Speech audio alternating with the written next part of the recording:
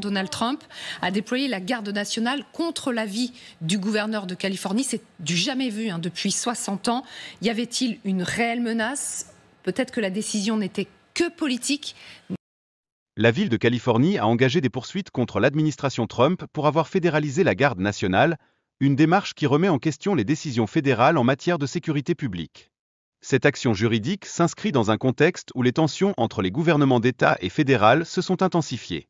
Nous sommes devant un centre de détention et les militaires ont reçu l'ordre de protéger tous les bâtiments fédéraux.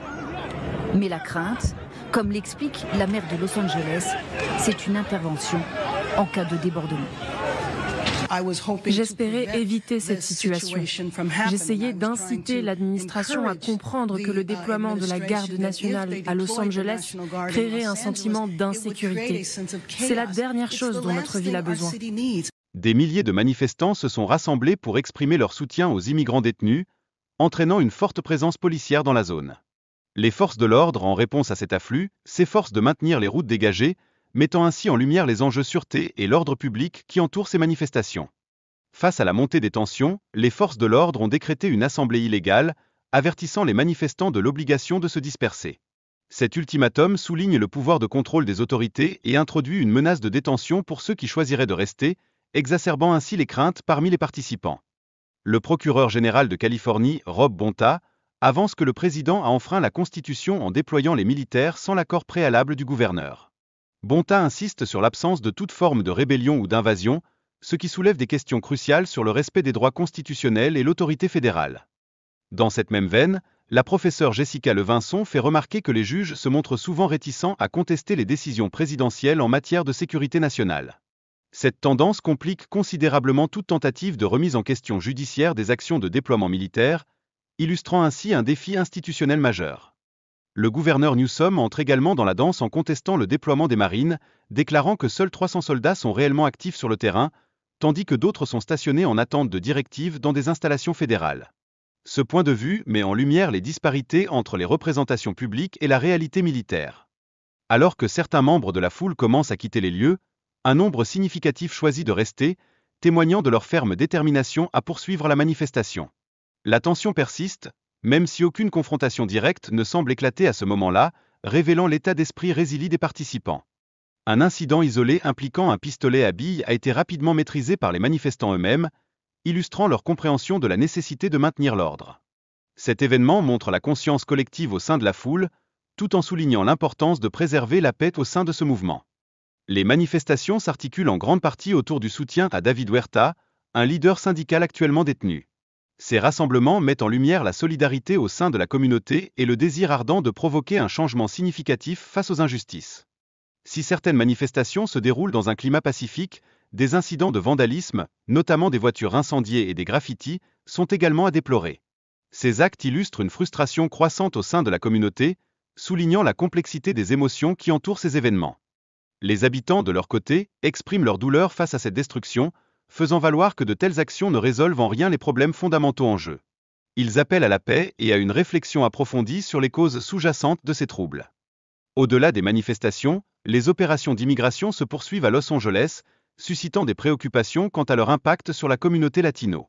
Les responsables politiques dénoncent les méthodes d'application des lois fédérales, ouvrant ainsi un débat plus large sur le racisme systémique et les droits des immigrants.